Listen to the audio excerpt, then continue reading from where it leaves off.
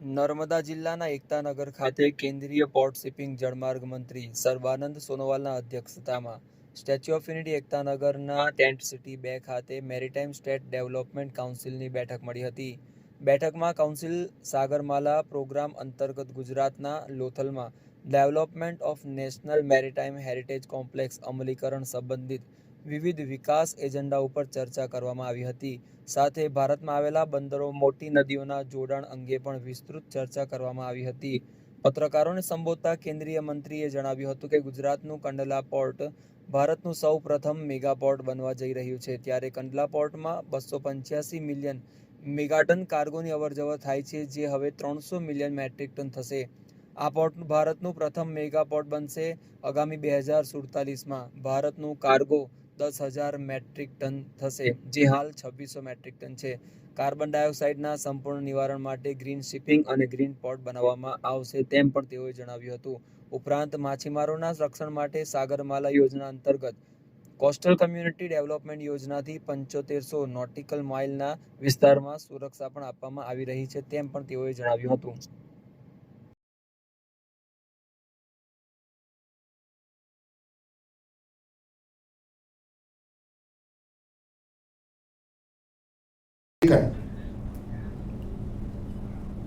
आगे बढ़ाने के लिए हम लोगों ने भी कदम उठाए हैं और आज केवड़िया में 2 दिन का हम लोगों ने मैरीटाइम स्टेट डेवलपमेंट काउंसिल की बैठक यहाँ अनुष्ठित की.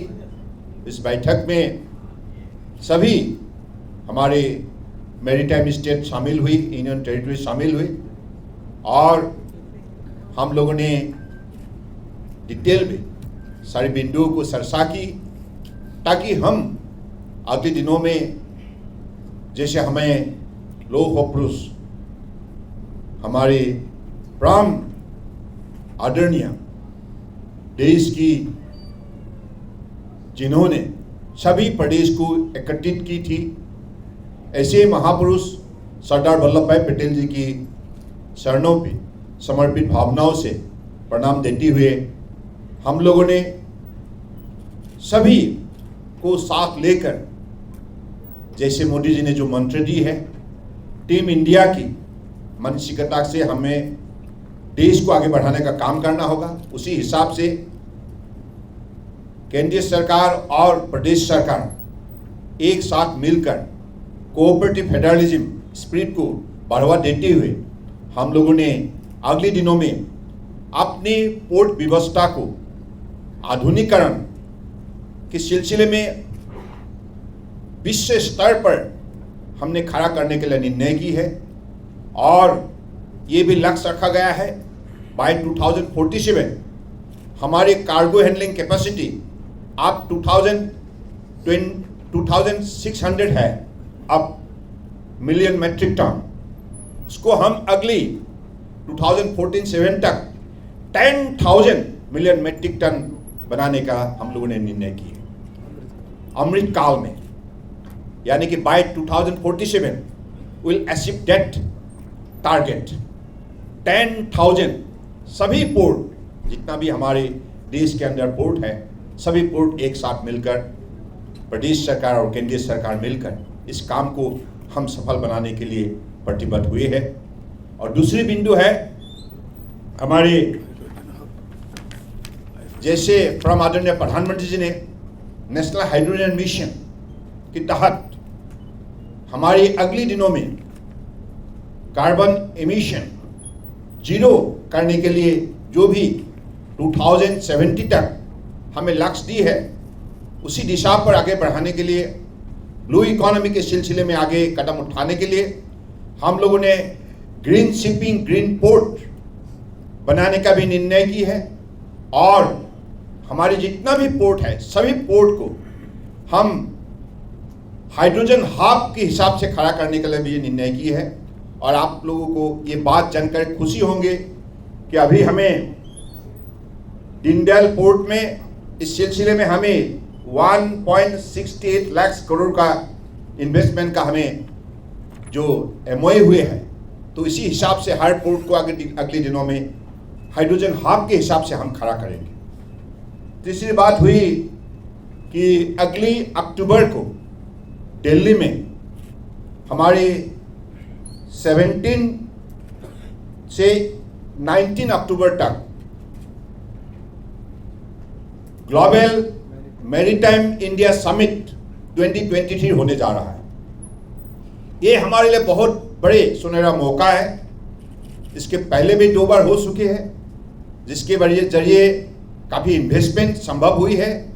और अगले दिनों में जितना भी हमारे दुनिया में, विश्व में मैरीटाइम नेशन है, इस मैरीटाइम नेशन को इस सभा में बुलाया गया है और परम आदरणीय प्रधानमंत्री जी के नेतृत्व में हम इस समिट को सफल बनाने में लगे हुए हैं। इसलिए हम चाहते हैं कि हमारे हर मैरीटाइम स्टेट, कोस्टल स्टेट इस कार्यक्रम में भाग ले, इस विषय पर भी चर्चा हुई। और हमारे हिंदुस्तान में चाहे कोस्टल शिपिंग हो, चाहे एक्जिम ट्रेड हो, चाहे इनलैंड वाटरवेज हो, इसमें 10 लाख करोड़ का पोटेंशियलिटीज है। तो अगले दिन में यही लक्ष्य होगा कि हमारे यहाँ अधिकतर अधिक FDI संभव हो और 10 लाख करोड़ का इन्वेस्टमेंट हो।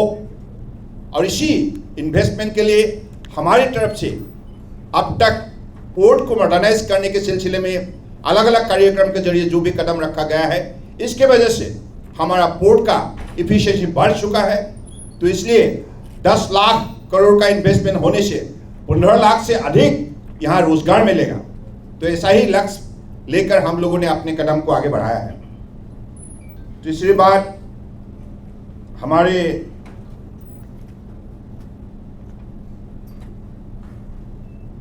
नेशनल वाटरवेज, आप लोगों को मालूम है 2014 तक कांग्रेस के कार्यकाल में नेशनल वाटरवेज को उन्होंने कुछ भी आगे बढ़ाने का काम नहीं किया। उनके पास कोई पॉलिसी भी नहीं थी, प्रोग्राम भी नहीं थी, कोई उनका दिशा भी नहीं थी। लेकिन परम आदरणीय प्रधानमंत्री जी ने आते ही नेशनल वाटरवेज को बढ़ावा दी और कांग्रेस का कार्यकाल में सिर्फ 3 ऑपरेशनल नेशनल वाटरवेज हुआ करते थे, ओनली 3। मोदी जी ने उनको 1 से 11 तक मान्यता दी और आज 2014 तक सिर्फ 16 million metric tonne cargo handling capacity हुआ करते थे। लेकिन आप वहां से लेकर सिर्फ 9 साल के अंदर नेशनल वाटरवेज को मान्यता दी और इंफ्रास्ट्रक्चर बने, जिसके वजह से आज 125 million metric tonne cargo handling capacity बढ़ चुका है। और अगले दिनों में हमारा लक्ष्य होगा इसको 500 million metric tonne cargo handling capacity बढ़ाने का। साथ साथ में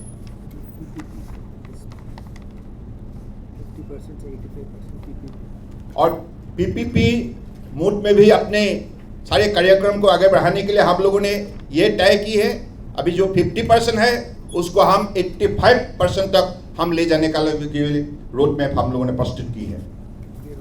और साथ साथ में हमारे अगले दिनों में ब्यूरो ऑफ पोर्ट सिक्योरिटी ये भी बनेगा और राज्य सरकार, केंद्रीय सरकार दोनों मिलकर इस विषय को आगे बढ़ाने का काम करेगा। तो इसलिए हम चाहते हैं कि आप पत्रकार बंधु, आप लोगों ने हमेशा हमें साथ दी है और इस सिलसिले में भी आप हमारे संदेश को आगे बढ़ाने के लिए आप भी साथ देंगे, क्योंकि ये राष्ट्रीय कार्यक्रम है और भारत को विकसित देश के हिसाब से खड़ा करने के लिए हर नागरिक ने आप मोदी जी के नेतृत्व में सभी प्रतिबद्ध हुए हैं। हमने देखी है हर प्रांत को कोऑपरेटिव फेडरलिज्म का जो स्पिरिट, सबका साथ, सबका विकास, सबका विश्वास, सबका प्रयास, इस मंत्रों के द्वारा पिछले 9 साल के अंदर जो विकास संभव हुई है, हर प्रदेश को शक्ति मिला है। देश के अंदर ऐसा कोई प्रदेश, ऐसा कोई केंद्रीय शासित इलाका नहीं है जिसको शक्ति नहीं मिला। सबको एक इक्वल स्टेटस देते हुए परम आदरणीय प्रधानमंत्री ने डेवलपमेंट एजेंडा को जिस हिसाब से आगे बढ़ाया, इसके वजह से आज देश जाग उठा है देश ने दुनिया में शक्ति दिखाने में सफलता प्राप्त की है और आप लोगों ने देखी है। परम आदरणीय प्रधानमंत्री जी सिर्फ हमारे देश में ही नहीं, दुनिया की सबसे लोकप्रिय नेता बन चुका है और इंडिया इन्फ्लुएंस ग्लोबल स्टेज पर, सेंटर स्टेज पर किस हिसाब से आगे बढ़ाने का उन्होंने काम की है, आप लोगों ने खुद देखा है। तो इसलिए मैं चाहता हूं कि आप हमारी इस कार्यक्रम को आगे बढ़ाने के लिए आप भी मदद दें। धन्यवाद। जय हिंद। कॉन्फ्रेंस में कौन कौन से मुद्दे पे खास चर्चा हुई? आज के समिट में कौन कौन से मुद्दे पे खास चर्चा हुई? आपको डिटेल्स हमारा सेक्रेटरी बता दीजिए। सर, जो प्रॉब्लम्स किए हुए, मतलब उसको कैसे सॉल्व करेंगे? प्रॉब्लम्स हुए उसको बता दीजिए। डिफरेंट स्टेट्स जो कोस्टल स्टेट्स हैं वो उन्होंने डिफरेंट सजेशंस दिया और जैसे ड्रेजिंग के ऊपर कुछ सजेशंस दिया। फिर उनके जो प्रोजेक्ट्स हैं, अच्छे प्रोजेक्ट्स हैं, जैसे गुजरात में रो अच्छा उन्होंने बनाया, जैसे महाराष्ट्र में उन्होंने पैसेंजर सर्विस का अच्छे से, फेरी सर्विस का अच्छे से उन्होंने प्रोजेक्ट किया है। ऐसे अच्छे प्रोजेक्ट्स जो पोर्ट ने, जो डिफरेंट राज्यों ने किया, तो उनका सब स्टेट्स को दिखा के they can take example from that, no they can also similarly implement similar projects. तो ऐसा एक बात हुई। दूसरा, जिन स्टेट्स में जो प्रॉब्लम्स हैं, जैसे कर्नाटका में उनको कोई ड्रेजिंग का प्रॉब्लम था, या तो किसी स्टेट में they want some funding for certain projects, या तो कोई प्रोसेस जैसे रेवेन्यू में, या तो कस्टम्स में कोई प्रोसेस, इमिग्रेशन में कोई प्रोसेस, या तो सिक्योरिटी इश्यूज में कोई प्रोसेस में कोई कठिनाई है, तो उसके बारे में चर्चा हुई। तो कोस्ट गार्ड के, नेवी के, MHA that is ministry of home affairs के, और डिफरेंट मिनिस्ट्रीज के जो लोग हैं यहाँ एकत्रित हुए हैं, उनको वो प्रॉब्लम सुलझाने के लिए जो करना है उनको उन्होंने सुझाव दिया। तो इसके अभी माननीय मंत्री जी ने क्या बोला कि हर साल में एक बार मिलने के बजाय हम लोग कॉन्स्टेंटली मीट करेंगे, कुछ स्टैंडिंग कमिटीज बनाएंगे और फॉलोअप करेंगे, जिससे कि एक साल में एक बार ना होके continuously there will be follow up, और ये स्टैंडिंग कमिटीज के जरिए वी विल कम हल हम निकालेंगे। सर, गुजरात में काउंसिल बैठक हुई है। गुजरात कोस्टल की अगर बात करें तो रो तो शुरू हुआ है, पर गुजरात से कनेक्टेड जो और गुजरात के लिए एक अच्छी खबर भी है। हाँ सर। वो खबर है कांडला पोर्ट अभी मेगा पोर्ट बनने जा रहा है। Pardon sir? मेगा पोर्ट, क्योंकि मेगा पोर्ट के लिए 300 million metric tonne cargo handling capacity वो साबित करना होता है। तो गुजरात ने भी अब तक तो 285 लाख पार किया है, सिर्फ 15 बाकी है, तो वो भी हासिल करेंगे। तो देश के अंदर पहला मेगा पोर्ट कांडला पोर्ट बनने जा रहा है। ये हमारे लिए बड़ी खुशखबर बात। सर, कांग्रेस के नेता पे आपने बात की, तो कांग्रेस के राहुल गांधी का कहना है कि केंद्र सरकार के जितने भी मंत्री हैं, लेकिन उनके OSD है RSS के, उसके बारे में क्या कहेंगे सर? देखिए, एक बात है, कांग्रेस अभी लॉस्ट शेड्यूल फोर्स है। लोगों ने तो उनको ना कह दिया देश भर में। अभी कांग्रेस कितना क्यों न चिल्लाए, उनको 7 साल दिया था, 60 years they ruled the country. What they did, वो विफल हुई भ्रष्टाचार की वजह से, वो विफल हुई खराब प्रैक्टिस की वजह से, फैमिली पॉलिटिक्स की वजह से वो विफल हुई। तो इसलिए कांग्रेस का पास ना नेता था, ना नीति था, ना नियत था, लेकिन हमारे पास सब कुछ है। आप मोदी जी को देखिए कि इतना ईमानदारी से उन्होंने मेहनत करके आज देशवासियों को एकत्रित किया है और सभी प्राण को उन्होंने मर्यादा दी है और सभी प्राण को विकास के रास्ते पर तेज चलने के लिए उन्होंने शक्ति दी है, पॉजिटिव सपोर्ट दी है। और मैं तो नॉर्थ ईस्ट से हूँ ना, आप देखिए नॉर्थ ईस्ट को कहाँ से कहाँ लाया। तो इसलिए कांग्रेस का कोई हक नहीं है। नॉर्थ ईस्ट की सर बात करें तो वो मणिपुर का मुद्दा कांग्रेस उठा रही है, और जो इंडिया गठबंधन वो देखिए, एक बात है, अगर नॉर्थ ईस्ट को किसी ने अगर सबसे ज्यादा मान्यता दी है वो मोदी जी है। मोदी जी ने 50 बार से अधिक बार उन्होंने नॉर्थ ईस्ट दौरा किया और सारे मंत्री को, केंद्रीय मंत्री चाहे कैबिनेट हो या स्टेट हो, और सारे वरिष्ठ अधिकारी को हर 15 दिन के अंदर नॉर्थ ईस्ट जाने के लिए उन्होंने आदेश जारी की, जिसके वजह से पिछले निरंतर 9 साल नॉर्थ ईस्ट की विकास के लिए जो कदम उठाया गया है और नॉर्थ ईस्ट में शांति लाने का अगर किसने काम किया है वो मोदी जी ने किया है, अमित शाह जी ने किया है।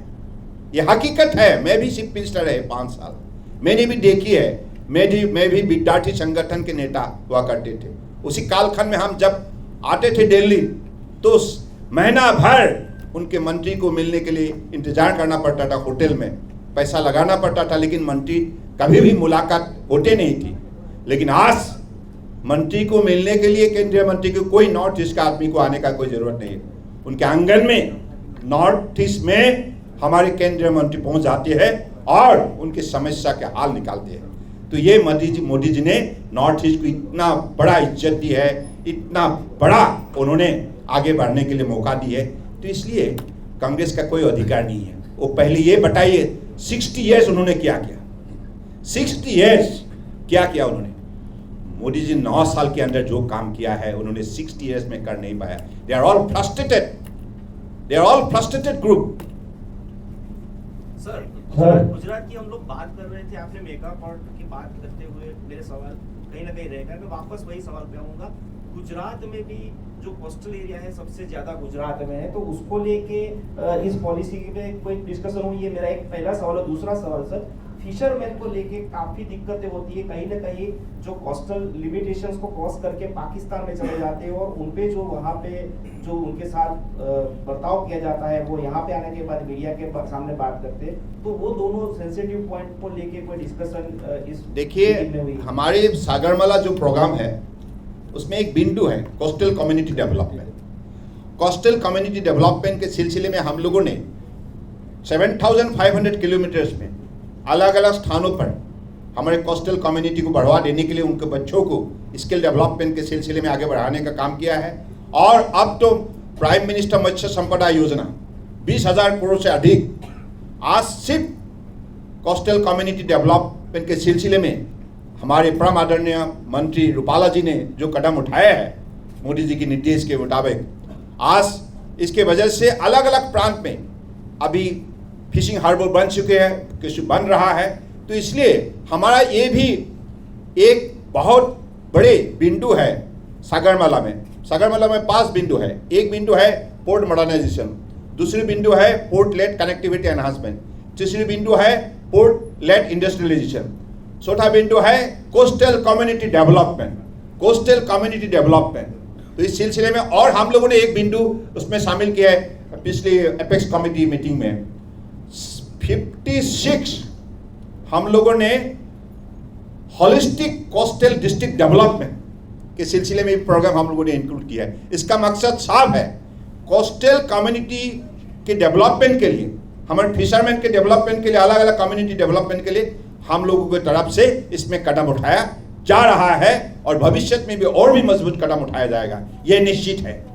हम लोगों का यही उद्देश्य है। अब जो मैंने कुछ देर पहले जो बताया 10 लाख करोड़ का इन्वेस्टमेंट पोटेंशियल थी, हमने क्यों बनाया है, पोर्ट को मॉडर्नाइज क्यों किया है। मोदी जी ने जब से प्रधानमंत्री का दायित्वभार संभाला तब से पहली बार के लिए सागरमाला प्रोग्राम जैसा प्रोग्राम उन्होंने जमीन में उतारा।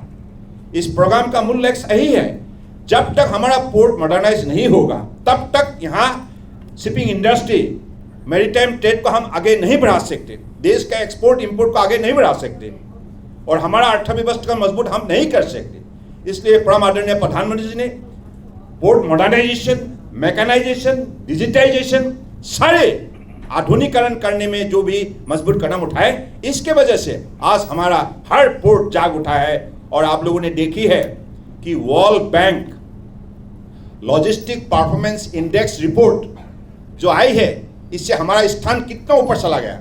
जहां 54 में थे अब 38 में आ गया, जहां 44 में थे उस पर 22 में आ गया, क्योंकि हर बिंदु में हमने प्रगति हासिल की है। तो इसलिए परम आदरणीय पत्रकार बंधु, हम अगर हमारे बारे में कहते रहे तो बहुत समय कहना होगा। जो भी हो, आप लोग साथ दें और अगली ग्लोबल मैरीटाइम इंडिया समिट 2023 हमारी दिल्ली भारत मंडपम प्रगति मैदान में होने जा रहा है। आप भी आइए, आमंत्रण मैं दे रहा हूं आप सबको।